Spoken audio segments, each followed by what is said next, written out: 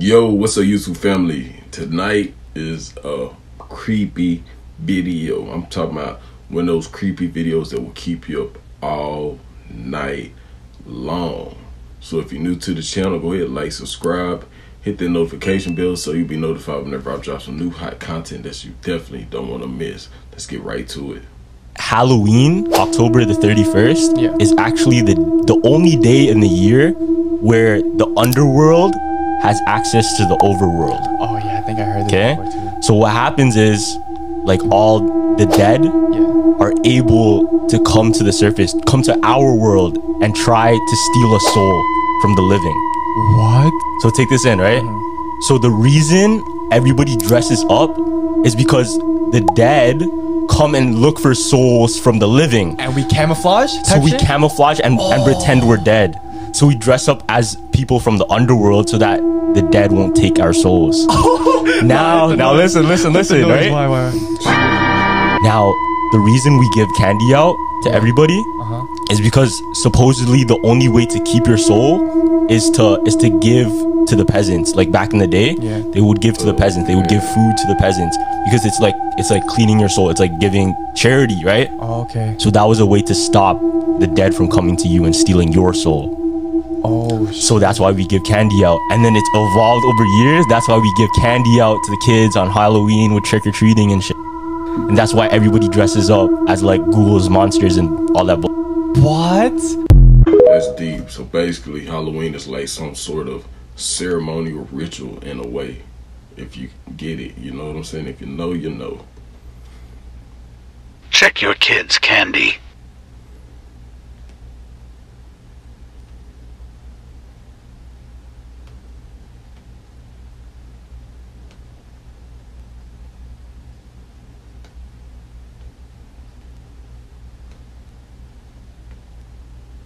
Oh, it's dangerous. Check their candy now. Don't forget.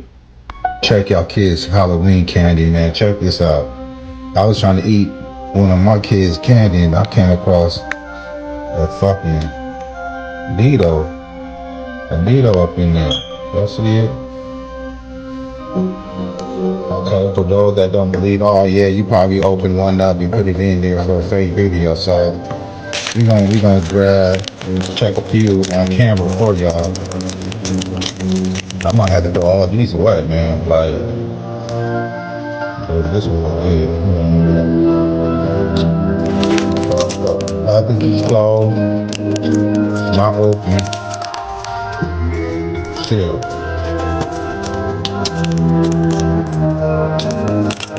Y'all make sure to check y'all kids' candy. Look at this shit. Look like y'all see that? Man.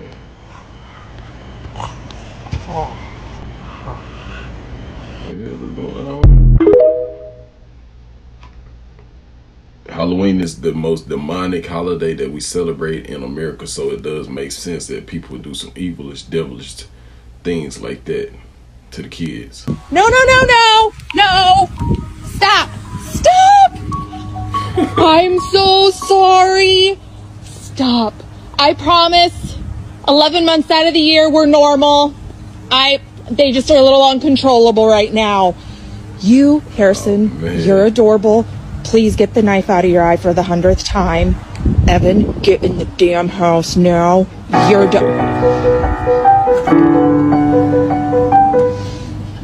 an idiot.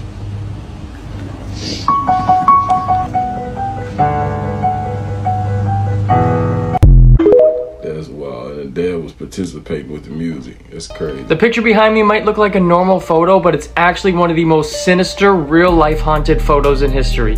Taken by a professional photographer in 1972 as guests arrived for a wedding, everything in this picture looks happy and normal. But if you take a closer look at the man standing in black, you'll see something odd. You can actually see somebody in white crouching behind the man. All four of the people in the picture said that there was no one behind them when it was taken. The photographer said the same thing, and that it would be impossible for someone to crouch behind them without him seeing them. This is a better picture where you can actually see the guy's legs, and then in the top you can see his eyes. The picture was even examined by police photographers and they confirmed that it was genuine. Creepy. The kids are playing in the living room before falling asleep.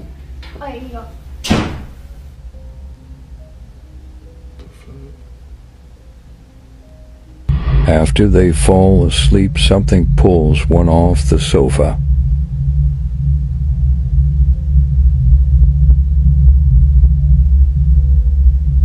Oh no.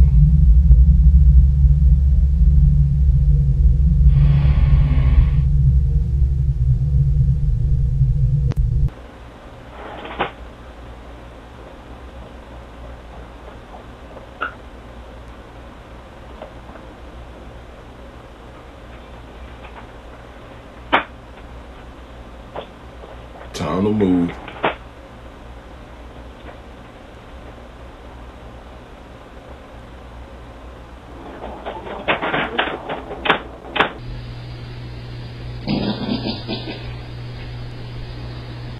My son's Halloween costume this year, Dan near made me shit myself. Who is it? June 20th, 2020. I know I'm a little slow, but that's not an airplane. It's not a rocket. Maybe the dragons have been released. Somebody pissed off Godzilla. I don't know. What the hell is this?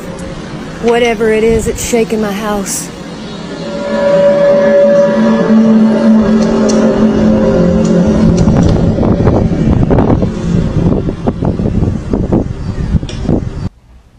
Braylon?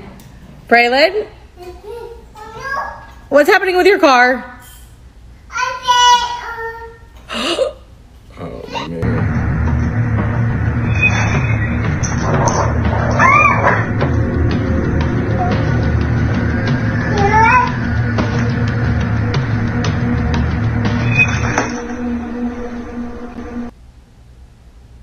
Definitely real or fake, guys. This was the real-life Michael Myers. In the year 1922, a boy named Stanley Stiers was born in a hospital in the United States.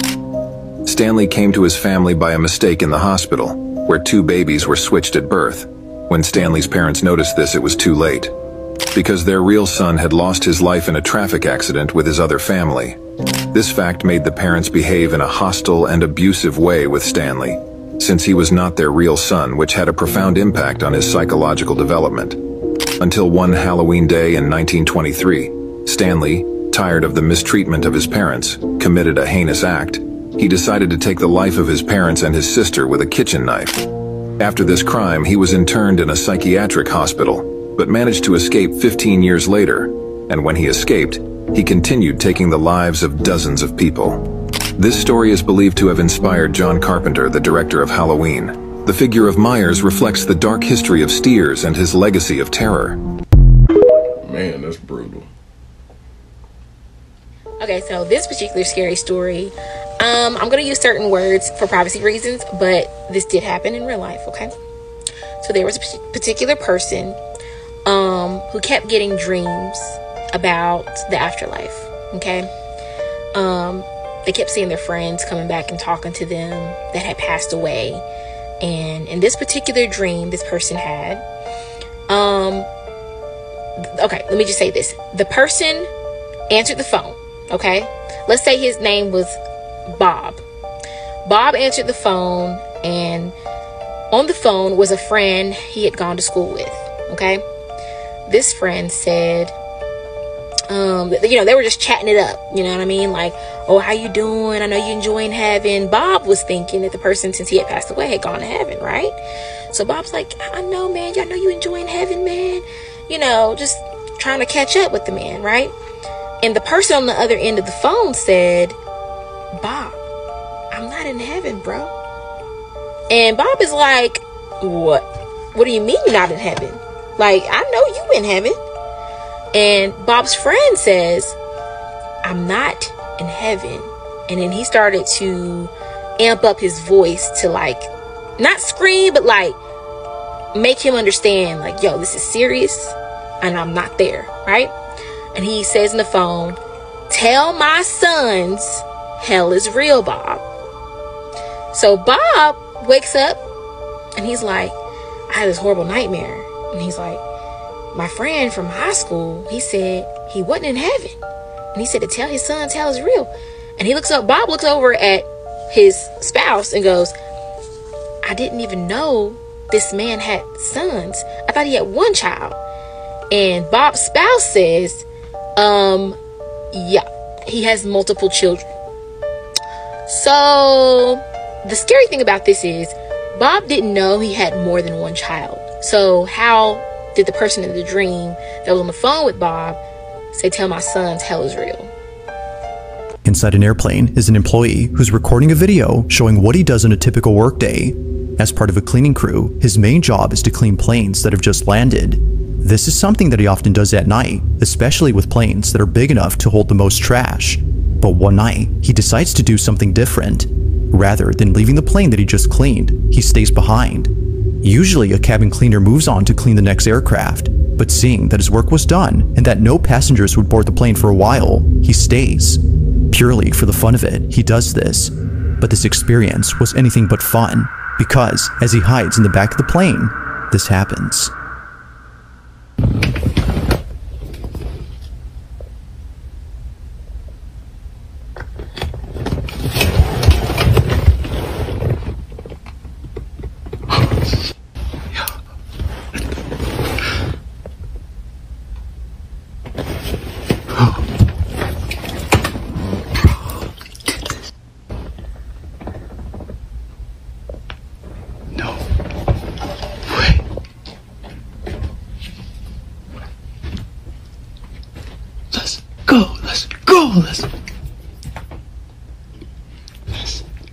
I know I'm not dumb enough to lift those shades up because I got my flash on in here. They gonna catch my ass if they see.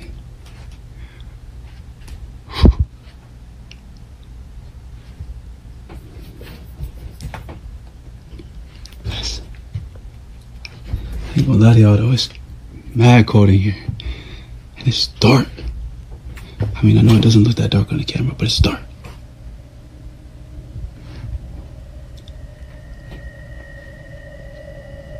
Let's go! Let's go! Ain't no way. Right, sitting on the back of the plane. And y'all probably think I'm insane. Probably think I'm doing this for fame.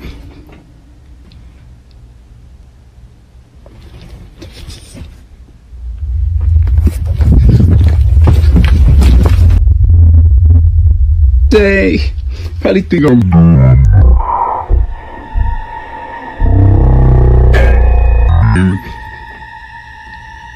doing this for fame. Caught off guard, he walks over to see if anyone's there, but to his shock, the space is completely empty. Somehow, the seatbelt flings out towards the aisle in a sudden motion, without there being someone on the seat. It seemingly throws itself, as if unbuckled by a passenger who's eager to get off the plane. Whatever it was that just happened scared the living daylights out of him, so much so that he scurries back to his hiding spot in the back of the plane. Hours pass, and he gets off the plane after personnel finds him inside. All in all, this experience has left him so rattled that he continues to share updates talking about this incident and mentioning how he should have stayed out of this plane. It goes without saying, but this incident has spooked him beyond belief. Ain't no way. Well, why is you even on that plane when you ain't supposed to be on it? And it ain't no lights on the plane, man. Red flag, red flag. If something like that happened, why would you even go see? I'm not going to look. I'm the other way, man. You crazy.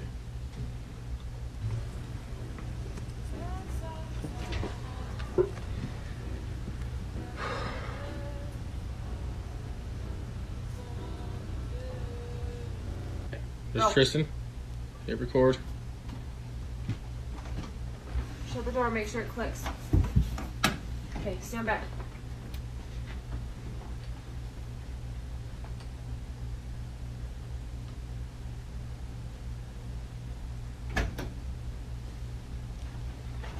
Open it up. Play your footage. Stop. Play it live. Play it live.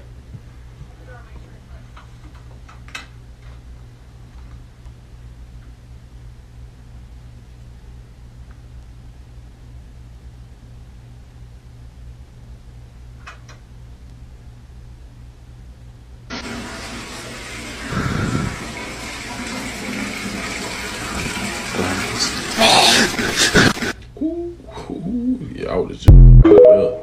Man, let me know what you think in the comment section. That's real or fake. That last one got me a little bit, I ain't gonna lie. On June 4th of 2024, a video was taken inside a public restroom where something pretty creepy took place. The man who recorded this is known as Axel Loza, and based on his voice alone, you can tell that he's deeply troubled by something. Axel states that no one else is in the restroom except him.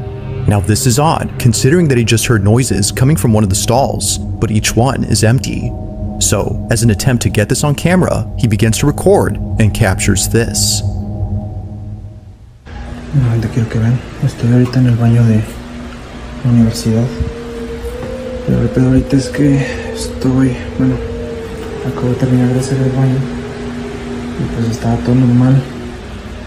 Pero ahorita están ruidos raros y se está tocando la puerta, pero quiero que vean que pues no hay nada. Vean, ahí está mi reflejo, pero vean de este lado, pues aquí no hay nada, vean. Acá tampoco, vean. Aquí tampoco hay nada. Aquí pues tampoco, vean. Y acá el lugar es bastante pequeño y está mi reflejo. Pero a ver, hoy. ¿Escucharon?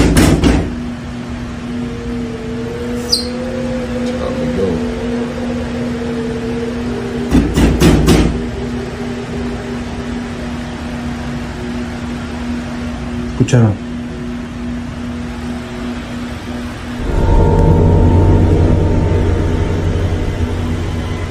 No hay nada.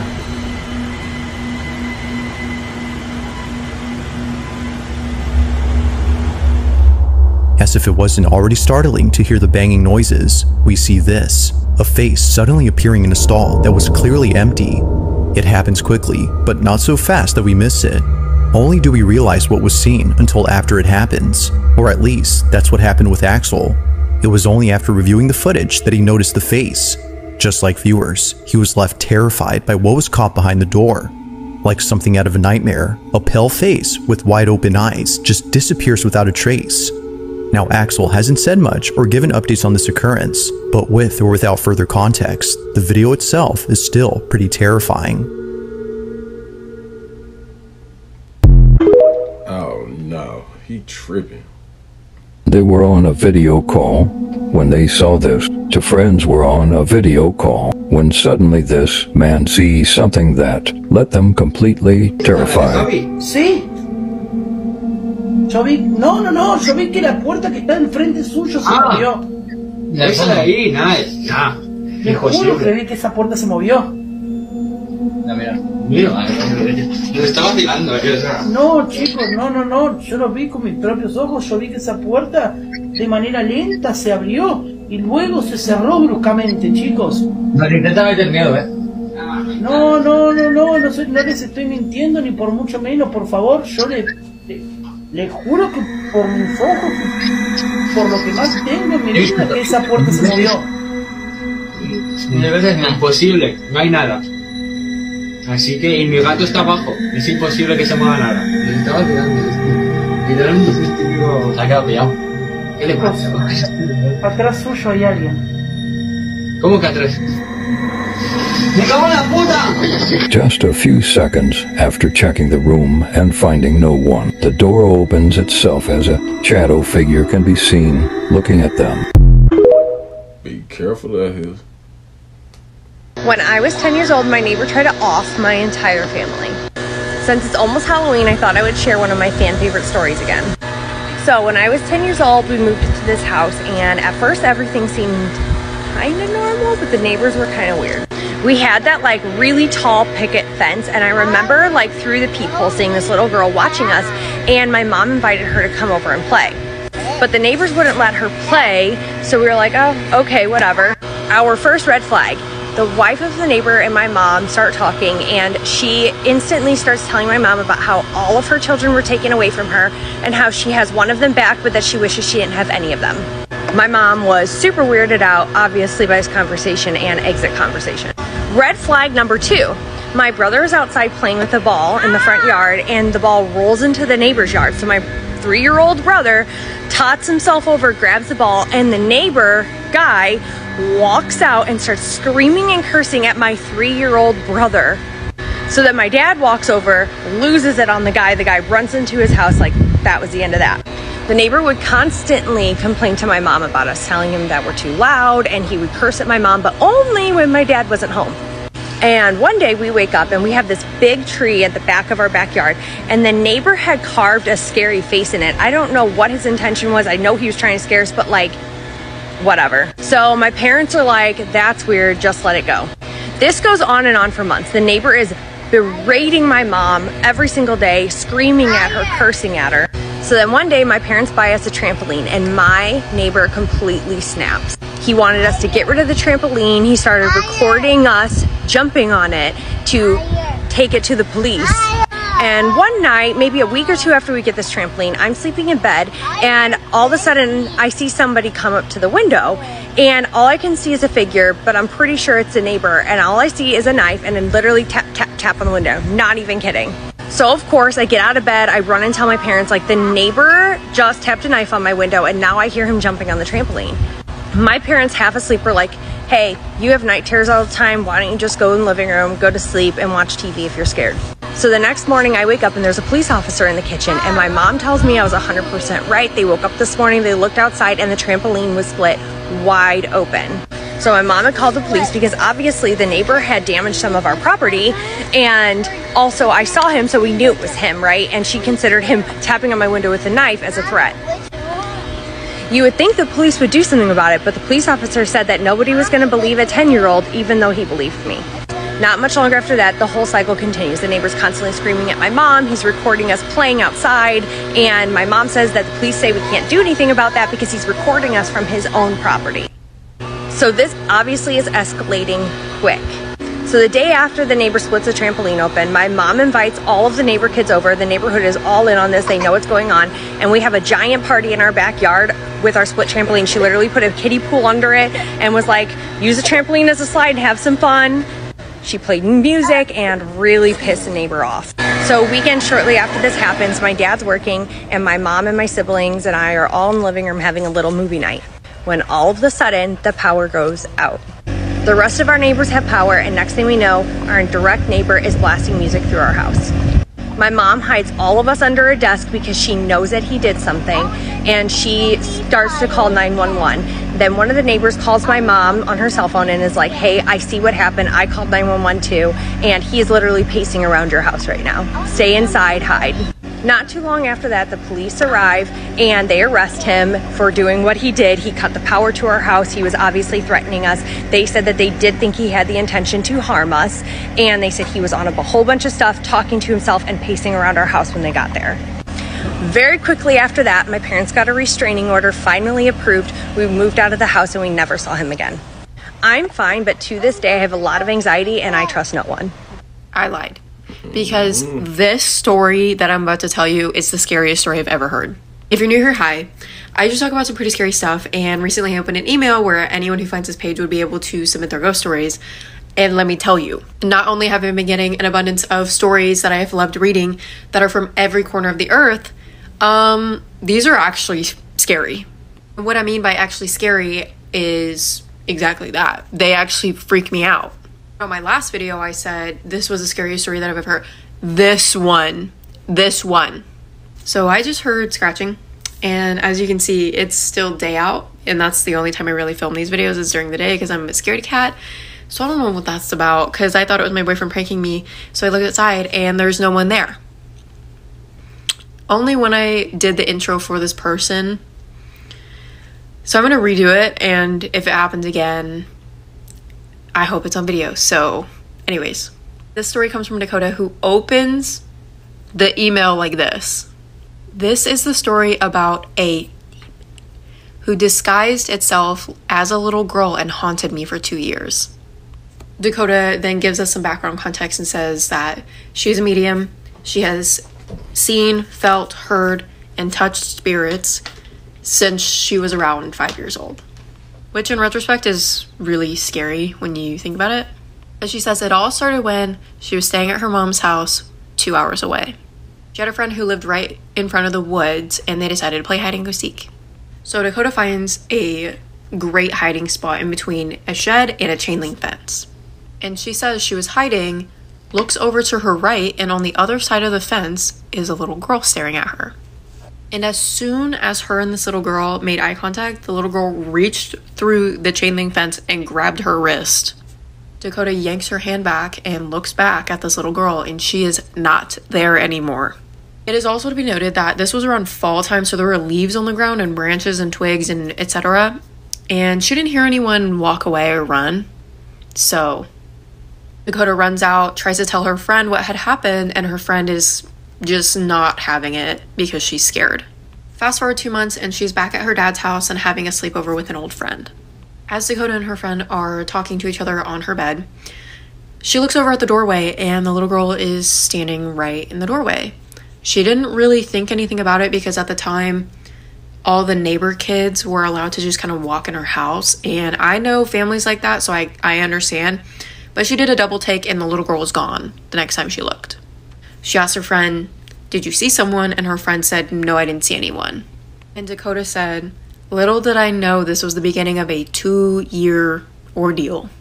Dakota says every day since then, she sees this little girl in her house. And this little girl did not talk. She just stared at Dakota a lot of the time. And sometimes she would only show half of her face from around the corner.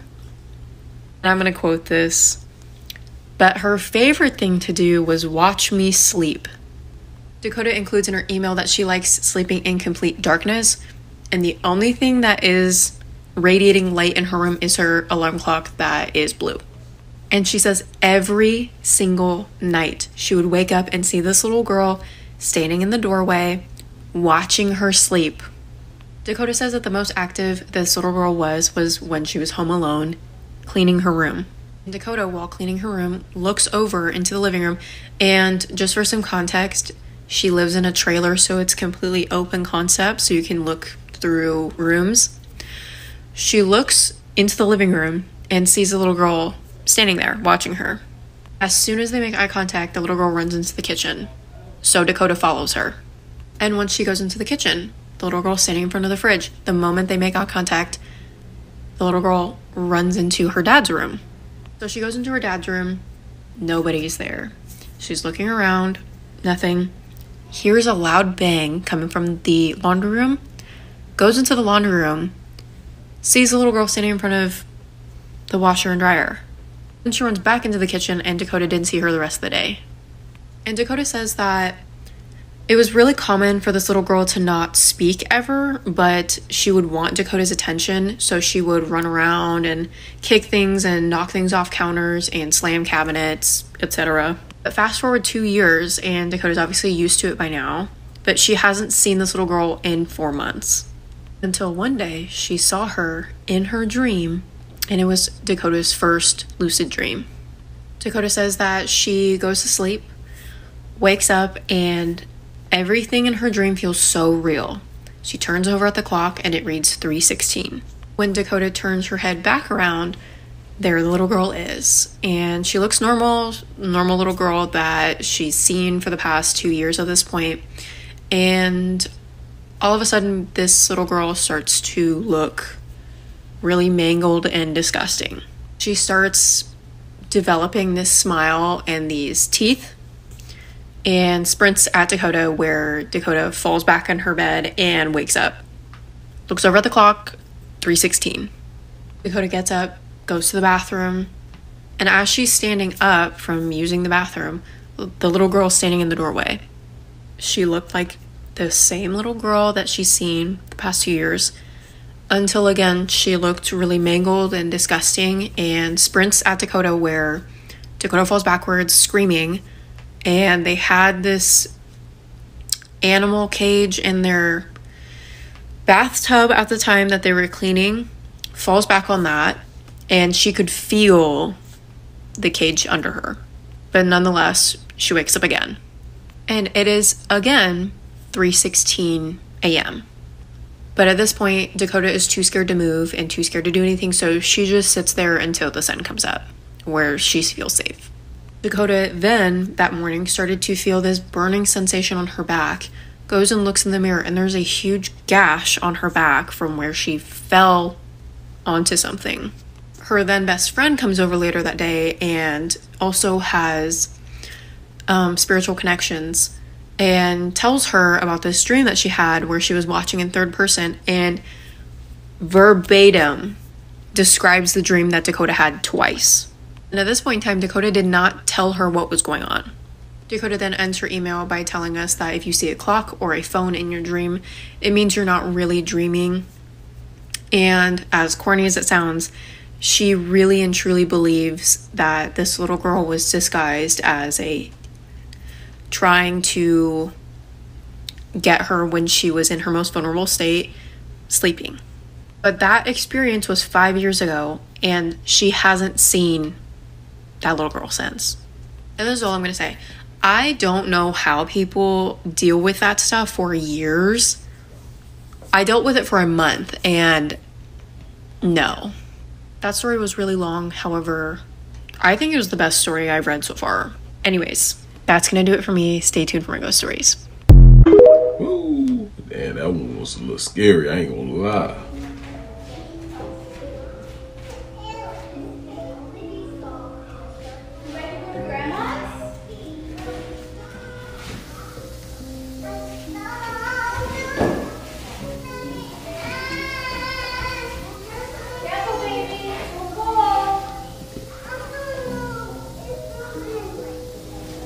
Oh no, turn around.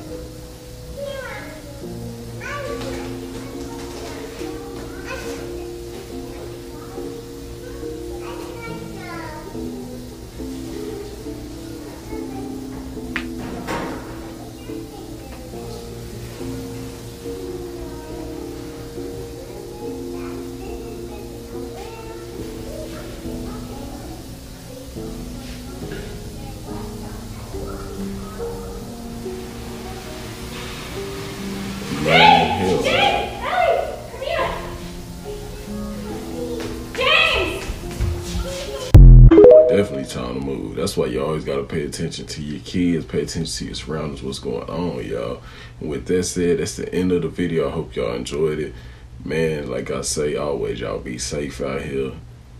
I enjoy the company. It's your boy Kuz. I'm out. Holla. See you next video.